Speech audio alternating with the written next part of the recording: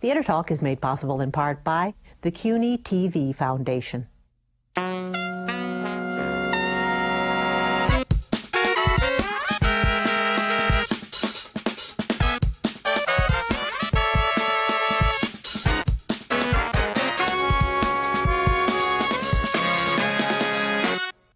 From New York City, this is Theater Talk. I'm the show's producer, Susan Haskins. And I'm Michael Riedel of the New York Post. Our guests are two beloved TV personalities, but way back when they cut their teeth struggling off Broadway, and they're here to talk about it today. Nancy Giles is commentator on CBS Sunday Morning, an actress from Second City, and also, I have to say, one of the most sought-after voiceover artists in town. Well, thank you, Susan. Oh, I recognize that. Louis Black is the star of so many shows on the Comedy Central. What's your series? Has it been renewed for the new season? No. No. Oh. No, it hasn't. Well, I'm here at Theater Talk. I'm hoping to get back. This will do it, Lou. This is going to do it. Louis is a graduate of the Yale Drama School. Yeah, but it paid off. He got his best. It really paid off well. It paid off handsomely. And he wrote hundreds of plays which were performed at the West Bank Theater. And they paid off well, too. Yeah, it was, you know, what we did at the West Bank Cafe was prove that there was absolutely no interest in the one act. But we did have quite a loyal and hip group of audience members and wonderful performers. Yeah, theaters. Yeah. Theater people. Yeah. All right, well, wait, take us back to that time, though. When did you guys start doing theater? What Who was there first? When did you and we began the West Bank Cafe. It was called the West Bank Cafe Downstairs Theater Bar. I remember, yeah. In 1980, late 81, 82, and basically it was myself, Rusty McGee, who was a composer, did the Green Heart, and we did a number of pieces together, and Ubu Rock, and Rand Forrester was a director. Basically, we opened this. Rusty dealt with the musical end of it. Rand dealt with the artistic end of it, and I dealt with making sure that the liquor cabinet supplied.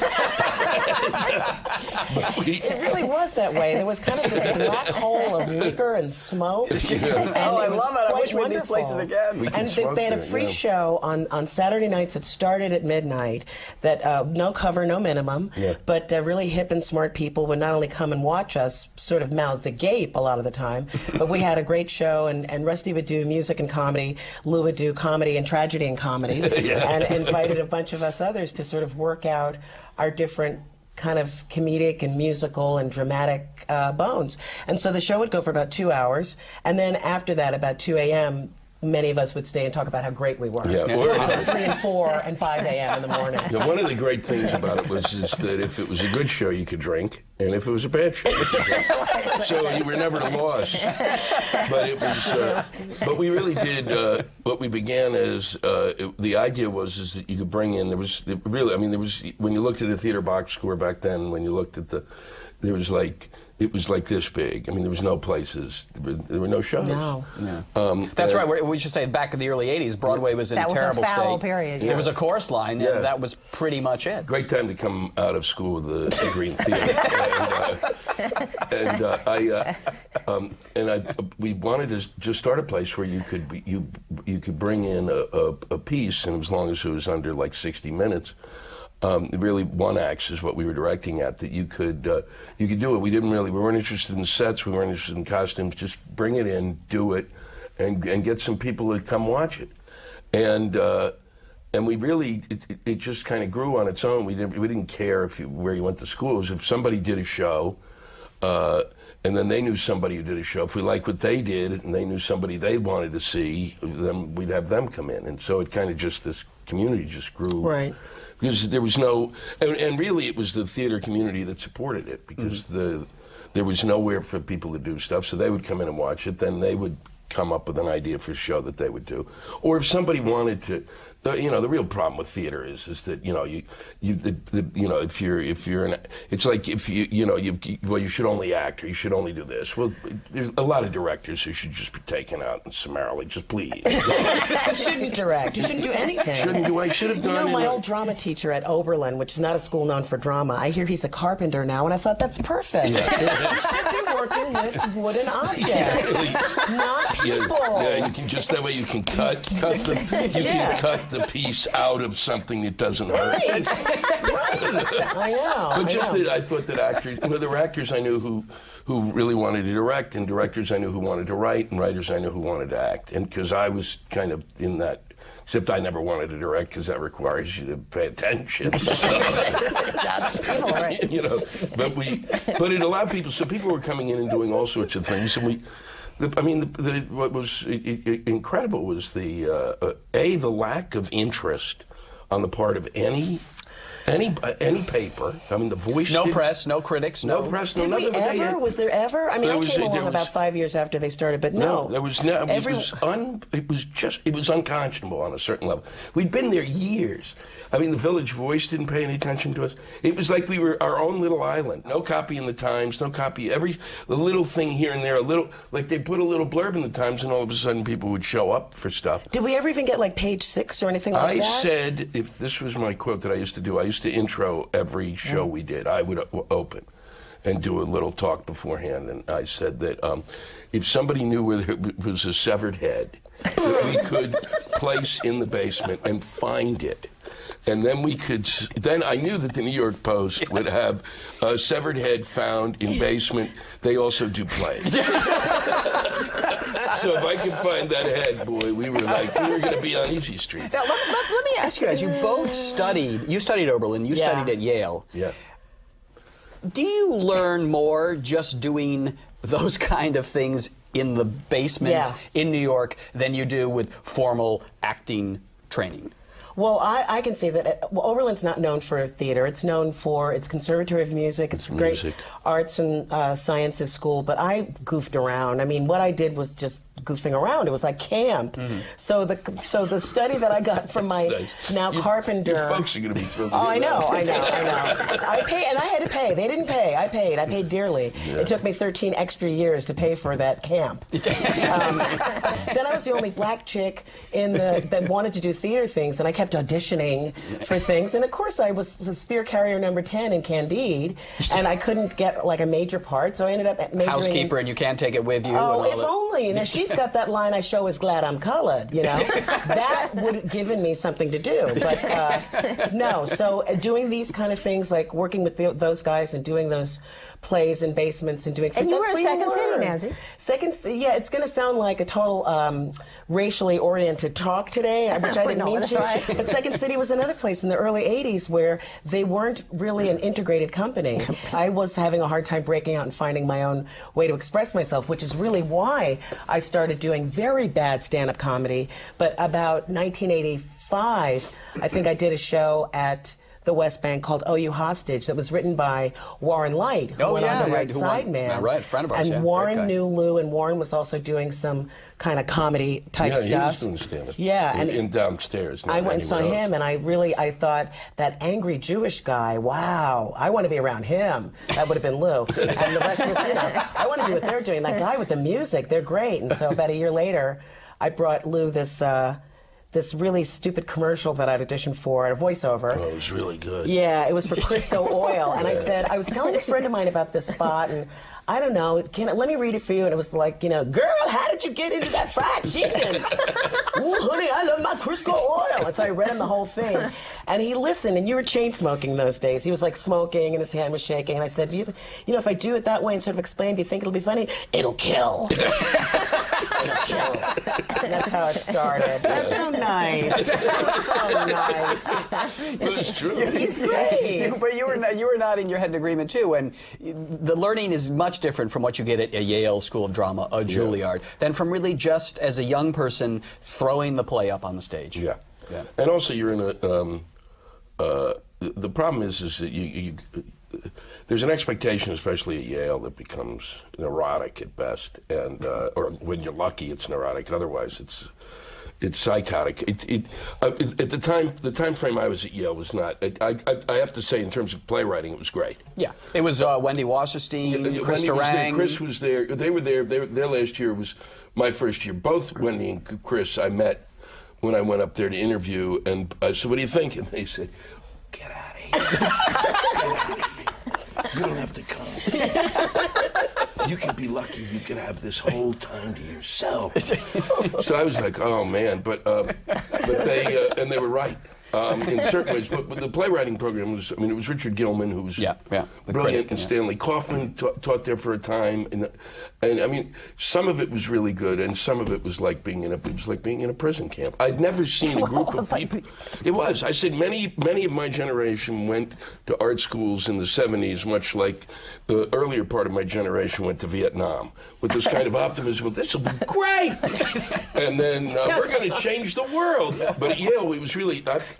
Within the first 3 weeks, there was this extraordinary energy of this group of kids who had come there, and we weren't really kidding. I mean, a lot of us were like 24, 25. We'd had actually life experience, and within 3 weeks, there was no. It was just like every day was like, oh, I gotta go to school. It was horrible. Really? It was like depressive. It was really. It was not. It's that thing where they don't understand art schools. We could do, if you ever want to do theater tour art schools, I would like to be on that panel for a week and just go with the expletives alone. I guess you're right. The dean of the Yale School of Drama, the dean of the Juilliard acting program, and Louis Black. There is a way in which you can criticize somebody, and yet they know that you are giving them total support. And no one, really, except for a few places within that structure, had any concept of how to actually show the support. And if you accept people at your art school, there is no reason to worry about throwing them out. Right. They why bother? They're going to get murdered when they get out. Absolutely. You don't need to do the job in some sort of a lab rat kind of a thing. Well, they did a similar thing at Oberlin. I mean, it ended up being a creative writing major, which was really dumb. And again, my professors were like, we don't. This isn't authentic. You need to write more like Toni Morrison and Alice Walker. And I'm reading through these books that are great books, great writing, but this person's being abused, this one's being raped. And I'm like, I want to write some comedy stuff. And I ended up like lying and writing some angry, black lady poetry about I hate you, and all that stuff. And then they're like, this is it. This is the authentic experience. Wow. And it's not, so it was it's despite the experience that you ended up still writing. I think it was for me. No, it was. I knew that I wanted to keep doing it, and I knew that it was. I mean, it was like, but it was really like trying to get through the woods to get back in Hansel and Gretel's house. Somebody left their breadcrumbs out, and every day, every 3 weeks I might find one. I mean, it was a lot. It was from the guys who were in my class and some of the teachers, and then later on, really, it was the West Bank where I kind of really. But 52nd Street. I want to bring it 52nd. Yes, all right, thank you. All right, so let's start again. Because I know how to get into it. All right, so we'll just start again. That was a beautiful, spontaneous practice. As a matter of fact, keep that. Right, you have to. If we can just keep that. All right, that's what they were saying. Be sure you keep my speech about the art school, or I'm going to come here and kick some ass. That's going to be there. All right. Settle down, boys and girls. All right, now having gone through these horrible experiences, you guys now work with the 52nd Street Arts Project, where you are teaching kids, showing kids about the theater. How do you not torture and abuse them the way you were tortured and abused? Whatever do you mean, Michael? No, they're inspiring. The kids are inspiring. I found, as an adult playwright, I'll try to write plays that are kind of goofy and fun, and the kids look at me like, I don't want to be a lizard. Like I'll write a play about two lizards trying to fight for their freedom and not be turned into pocketbooks, and the kids are like, what is this crap? Because their subject matter and what they want to write about and what they want to talk about is oftentimes really, really deep and and sort of exposes their experiences. Now, briefly set up for people who don't know, what is the 52nd Street Project? Help me with this. It's a project that puts... It's a mentoring, that's Yes. the key word. Right, mentoring. It's a mentoring program for inner city youth in which the members of the theatrical community work with them in terms of trying to really give them an opportunity to be on the stage. And also improve their self-esteem, help them find their voice. It's not like they're trying to turn out like stage moms and dads and, artsy kids to take them to auditions or to put them on Hannah Montana or something like that. It's way beyond that. Where do the kids come from? They come from Hell's Kitchen, which is let's see, West 39th Street. I believe to we're about supposed to call it 57th Clinton Street. now, aren't we? No, we call it Hell's Kitchen. And that's where your theater Forget was when you that. started. That was where the and that's actually how I got involved with the project, because Willie Riedel, who started the project, would come into the West Bank, and which is where we were, and that's how I met him, because of my thing, and that's what he was doing. In order to get by, he began this project because he and his brothers wrote musicals, so they wrote these kind of kids musicals. So that they could work, and then Willie, out of that, I believe that's where the project grew out of. That it began with like these one-on-ones where Nancy and I would go off for like a week or so, and it was kind of like a break for those of us in the theater who really never got a break, and I mean, you always had to wait and hope that you were going to get hired. Yeah. This was like a week away with some sunshine and maybe a few s'mores or something like that. And wine, and red wine. And red wine was the hook. With the kids. Because you kept the liquor cabinet. Yeah, exactly. The kids weren't near those. And no, kids don't have to audition for this. I mean, if a kid wants to be They in just have to live in the neighborhood. just have to live in it. Yeah, So and there's be the no right like age. weeding out who's got talent, who doesn't. No, There's because no, it's not about that. Yeah. It's really because, and as they're about to move into their own space, which is going to make it even more possible for kids who might not necessarily want to write or perform, kids who want to learn about lighting design or costumes or technical stuff, they're all going to be able to express themselves that way too. Plus there's homework the help. mentoring, the mentoring project has grown way beyond. The thing has exploded to where, they do, you can come in and, they have study corrals there. They can work with a tutor there. There's all sorts of stuff it's spawned this. It's really extraordinary. Yeah, Willie Riedel got a MacArthur Genius Grant for that. Yeah. Did he win Yeah, he did. There's a lot of argument. There's a lot of argument in the community on that one.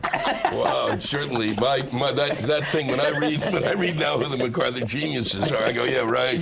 Sure, that's happening. There's a healthy contempt once you have someone that's got one. Really. One thing that's really interesting about the project, and I find it really weirdly fascinating, is this started for kids whose schools were really not that well suited with music and arts, and a lot of the New York City public schools, that's an area that gets cut first and furiously. And I know parents who have kids that are in better schools where they do have arts programs who are actually, I don't know if I ever told you this, jealous of the project. Why can't their kids who go to wonderful schools on the Upper West Side, why can't they be in the project? Why, and I'm explaining, you have like libraries at home, a lot of money, intact families, they may be a little more struggle. They don't care. Vitamins. But no, my kids are getting the short shrift. It's not right. Now, we've got 5 minutes left. You're both political. I got nothing but time. Okay. Seriously. I got nothing but time. I want this thing to be chock full of bone We're going to marks. do that. You're both political commentators. How are you going to hold up now in the Obama years? do you switch now? Does Obama become a target, or are you just going to be champions? Well, there's still a lot to talk about because you've still got the Republicans who are just saying no to everything, and there's help me anywhere you want to, Lou. Jump in. My mind is. He picked a Secretary of the Treasury who hadn't paid his taxes. Okay, I win. I never lose. She and I can't possibly lose. I mean, because George Bush. Look, and the other thing is that he's a Democrat. I mean, I'm sorry. But he no better. That acts like Republicans. No better than. You really don't think so? Oh. He's a Democrat. Oh, boy. Jeez. I'm serious. I can still get mad about things like Cheney standing around with his, he's worse than and Karl Rove. Here's what I get with the Democrats is, I'm going to say it, and we'll All just right, cut it. please. Okay, go for it. 8 years to me, the last 8 years was the Republicans were passing wind. and the Democrats are going, ooh, let me smell it. So that's where I'm at. I really am at that level. I think what the Democrats did over that 8-year period was just as reprehensible. Well, I agree with you. So I am not really thrilled. Well, I know. And She's going to take power. Oh, boy. I understand. Here comes some people who did nothing. What's our alternative? All right, what's our alternative? My party.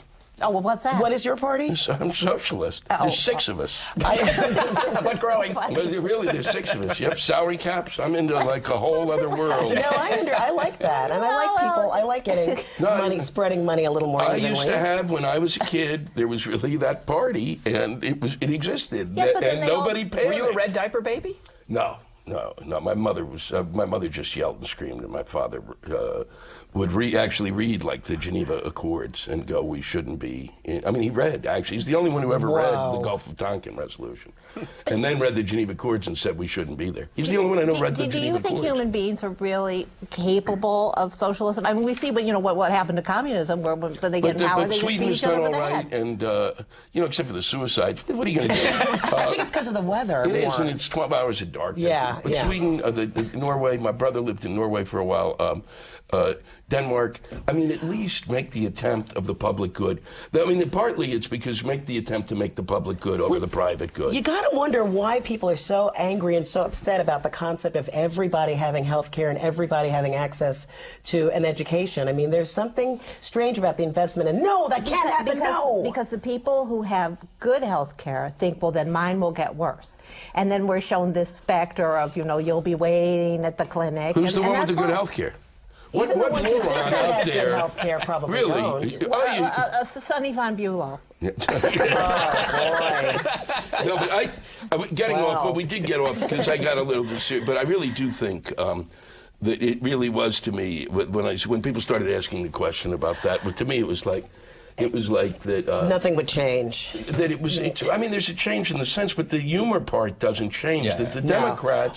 Democrats bring an arrogance to the table. I know they do. It's just as precious as the Republican arrogance, and because Bush leaves office, doesn't leave stupidity, leaves the country. That's right. And ultimately, we live in it's whack-a-mole here. I have to say, you whack though, and one idiot leaves and 3 pop up. Well, a lot of Obama's financial guys, Bob Rubin, they were all people in the Clinton administration who were all I know. deregulation. I know. I Deregulation. wish I wanted all of those people purged. I'm still like. Because, my dear, there's something called the permanent government. Yeah, those lifers. And I have to say, just as a black woman, here we go again, there was really something incredibly wonderful about seeing this black man and his black wife that are now the president and first lady. And that did sort of take me out of a sort of comedic range and more into sort of, I'll admit it to you, Lou, a little bit of a swoon. I'm sorry, I can't Did it help bother you that he was a Muslim?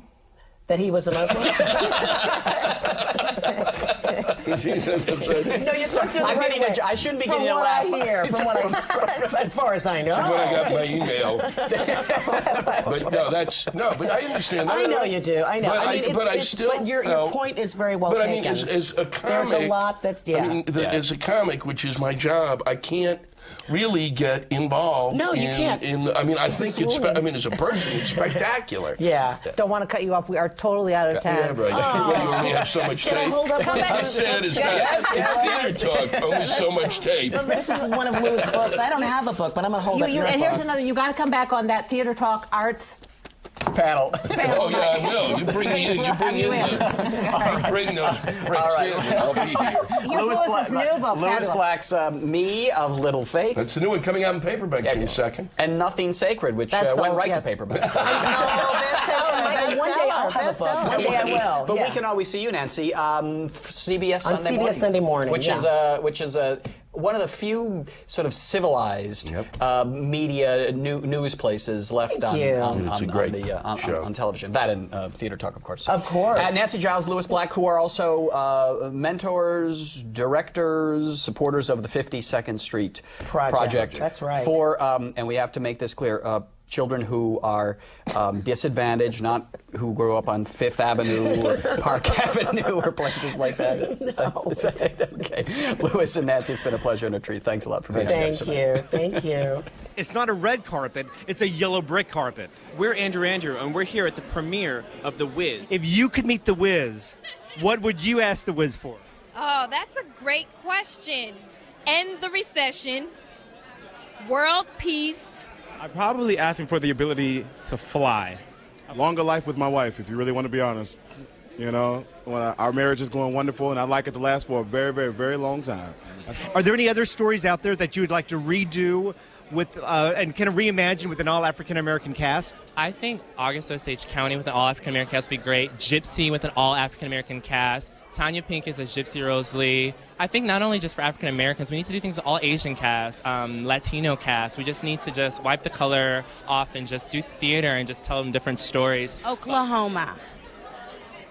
How about that? Put that in your mouth and chew on it. Alice in Wonderland. I think it'd be amazing. I mean, the story is kind of crazy and off-kilter, and if you put some R&B, hip-hop, gospel to it, I think it could probably tear the house down. Any idea for casting? Oh, my gosh. Well, myself as the Cheshire Cat, because, you know, I like me. President Obama has been seen going to a lot of theaters lately. So we were wondering if there's any roles you think he could be cast in, any roles that would be good for him. President